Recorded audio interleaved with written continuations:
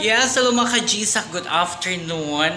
We are here at Legazpi branch. Ayan, makikita nyo ang kasalukuyang libreng gupet, manicure at pedicure with the technicians, hair technicians and everything. Ito yung mga member ng Gsak. Ito po ay hindi, charot.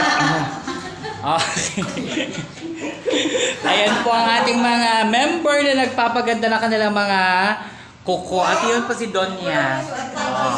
So lahat po ng branch ng Gubat St. Anthony Cooperative ay may libreng gupet, manicure at pedicure sa araw ng Friday. Diba?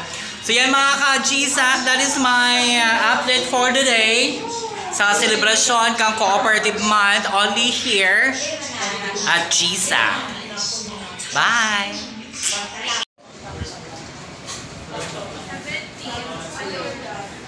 Ay,